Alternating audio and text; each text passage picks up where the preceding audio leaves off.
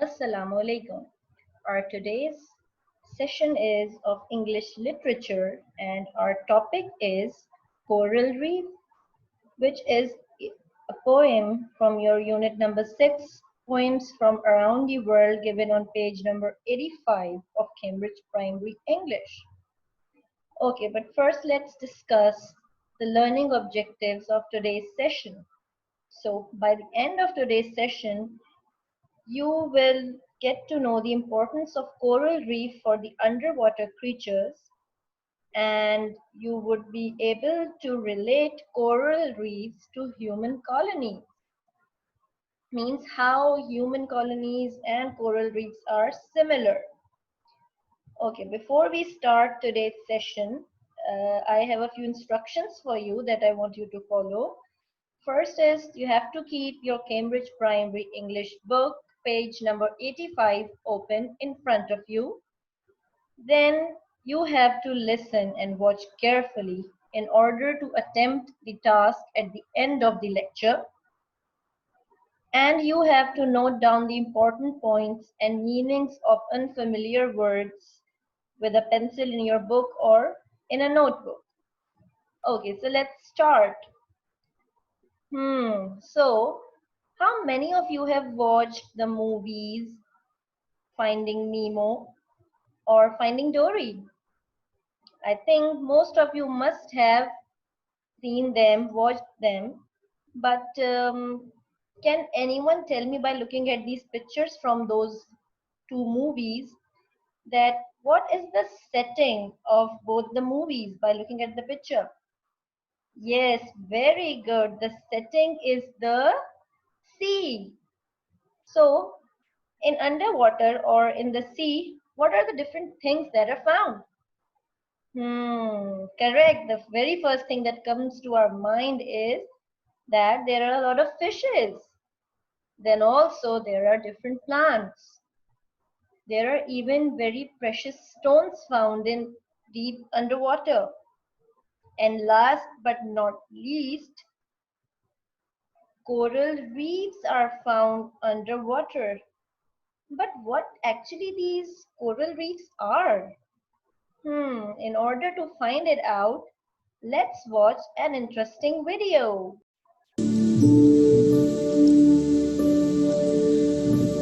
Coral reefs are only found in shallow tropical seas. They may look like colorful rocks or even plants, but coral is really an animal. Coral is built by polyps. Polyps are very small creatures that are related to jellyfish.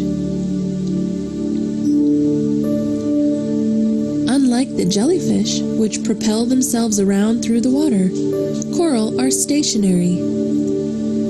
They grow together in a colony called a coral head.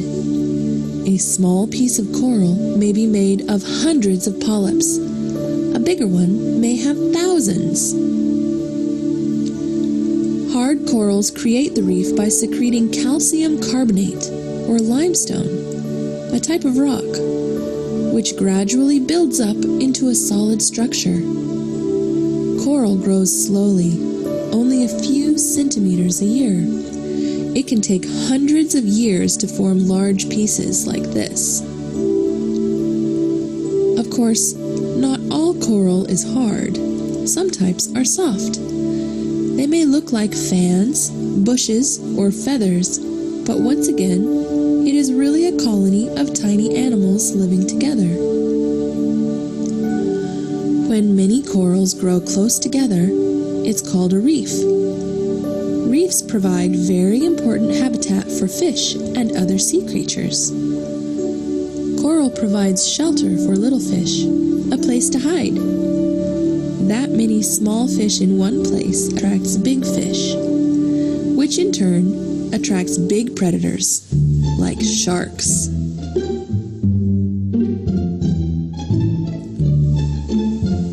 This nurse shark is unusually active for the daytime. Usually, a nurse shark will hide under ledges or in crevices of the reef and come out at night to eat dormant fish that are hiding in the coral. Okay, so after watching the video, I think you are very much clear about what coral reefs are, right? Just as we discussed that many different things and organisms and creatures live underwater like fishes, plants, coral reef, and various type of other animals. They all are of different shapes and sizes, but still they live and grow in the same ocean peacefully. How is this thing relatable to us, to humans? See, human beings, we also live in colonies. Just you saw in the video that corals grow very close to each other. Just like that, we human beings also live close to each other. We also have different people of different age groups, different color, different height, but still we live with each other, right? And just like we all are important for each other, these creatures that live underwater, they are also important for each other. Like just you saw in the video that smaller fishes attract bigger fish that eat them, right? So they are important for each other, right? They also need plants because some of them eat plants. They also need water for their survival. Just like us human beings, we also have different animals living around us. We also have trees. They are important for us. Everything is important for each other. We even use the wood of the tree for making paper and for furniture and so many things. We also need animals because some of them we cut and we eat them. Some we keep, some of the animals we keep for our safety. So see how we are each depending, each one of us is depending on the other thing, right? Just like that, the life underwater, these all things also depend on each other, right? So these are a few similarities, common things between the life on land and life underwater. One more thing I would like to mention over here is the coral reefs, as you must have seen in the video and heard also that they provide the shelter for smaller fishes. They hide there. Just like us human beings, we also have our houses that are shelters for us, right? We stay safe inside. So this is also one more similarity. Okay, now we will start with the poem. I am a teeming city, an underwater garden. What does teeming city mean? Teeming city means a packed area. But what does I mean here? Hmm?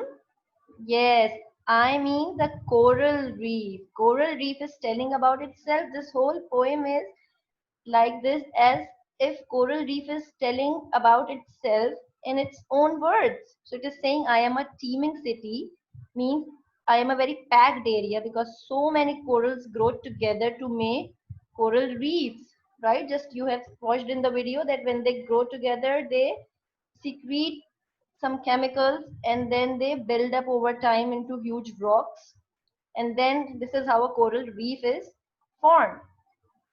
And then it is saying it is an underwater garden. Why is it saying an underwater garden? Because look at this picture. Can you see how different corals of different colors are grown together here? Don't they look like a garden with some beautiful flowers? And see, because it is grown underwater, so we can say it is an underwater garden, right? Okay, where fishes fly. Can you see fishes flying around the coral reefs? A lost forest of skeleton trees.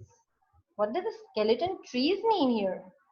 It means corals that are thin and look like skeletons when seen from far. Look at this picture. Can you see this coral? Don't they look like skeletons? Yes, because there are so many types of corals. So most of them actually look like appear like this. So they look like skeletons. So the coral reef is saying that I am a place where fishes fly and I look like a forest because so many are grown together. It's a huge place that it looks like a forest. And if once fishes enter it, they might even get lost in it, right? Of skeleton trees means of different types of corals that are grown on it. Okay, a home for starry anemones. What are starry anemones? Let's look at it. Starry anemones are stinging animals that resemble flowers. Wow, that is unusual, right? I'll show you a short video clip to educate you about what are starry anemones and how do they look like. Sea anemones are another animal that seems more like a plant. A relative of both coral polyps and jellyfish, anemones have their own partner to help make life easier: clownfish. Although it may not look like it, anemones are predators. They have stinging cells in their tentacles that allows them to paralyze their prey, usually small fish or shrimp, and then move them towards their mouth. Clownfish escape the anemone's sting by covering themselves in a protective layer of mucus. Okay, so did you see that they are actually animals, but they look so much like flowers? Look at this picture also. These are also starry anemones, but they are actually animals with these tentacles that they use to capture their prey. So the coral reef is telling that it is a home for starry anemones, means these starry anemones actually hide in the coral reefs because their tentacles also resemble the corals. So different fishes, when they come inside the coral reefs to hide themselves, so these starry anemones actually attack them with their tentacles, right? Okay, moving forward. A hiding place for frightened fishes, a skulking place for prowling predators. Now, what does a skulking place mean? It means a safe or a hiding or a concealing place. And what does prowling predators mean? Prowling means lurking or roaming. Predators means attacker, right? So, it is actually a place for hiding place for frightened fishes. Can you see in this picture how these smaller fishes are hiding in the spaces in the coral reef? But why are they frightened? Why are they hiding? Because they are afraid of the bigger fish or bigger fishes that can attack them. They are their predators, right? So they hide there, try to save themselves from the predators, from the bigger fish. So this coral reef provides a shelter or a safe place to them. But it is also a skulking place for prowling predators. Means even the predators hide in the bigger spaces in the corals because they know that the smaller fishes must be hiding somewhere, and when the right time comes and these smaller fishes come out, the bigger fishes that are lurking or stalking from the spaces, they quickly come out and attack the smaller fish. Let's look at one more picture. See how this fish is hiding in the space in the coral, and see it, look at its expression. It looks so frightened, right? Because it is afraid of its predator. So it has found shelter in this coral. Let's look at one more picture. See this one, how this one is hiding, trying to stay safe. So coral reef is a hiding place for frightened fishes. All right, an alien world whose unseen monsters watch with luminous eyes. Alien? Yes, alien world means it's very strange and unfamiliar place. Why are we saying it looks like an alien world? Because of various types of fishes and animals and plants all together. It looks like a strange place. So many different colored and different sized plants and animals are roaming around or looking for prey and trying to hide and trying to attack. So it looks like a very strange place. Who's unseen monsters? Who are the unseen monsters? The unseen monsters are actually the predators who hide, right? They are called monsters because they are hiding and waiting to attack. And they watch with luminous eyes. What does luminous mean? Bright or shining. Because they are waiting, they are keeping a close watch at the smaller fishes. They are waiting for them to come out of the coral reef so that they can attack them. Look at a few pictures. See this one. Doesn't it look like a coral reef itself? See, this fish has camouflaged itself. Camouflage means it has taken the color of the coral reef so that when the fishes go and try to hide, it will actually attack them, right? Let's look at another picture. This one, see how it is hiding, and it is maybe waiting for other smaller fishes to come out so that it can attack. So after reading and understanding this poem, what conclusion do we get? Yes, it is like this, that the life underwater is very much relatable to with our life also. We human beings also live in groups and colonies and are important for each other. Same like that, the coral reefs are also an important part of the sea because they cover the surface of the sea, and they also keep a balance in underwater life by providing food to the predators and shelter to the smaller fish. All right, students. So, as we reach towards the end of the topic, after this, you will find the task on your Google Classroom, which is an MCQs based quiz, and it is going to be a marked quiz. So, you have to do that very carefully, and I hope you will find it very easy after seeing the presentation and listening and watching the videos, right? So I hope you enjoyed today's session and you learned great many new things about coral reefs. So thank you for attending the session, and good luck for your task, that is the quiz. And Allah Hafiz. Take care. Keep smiling.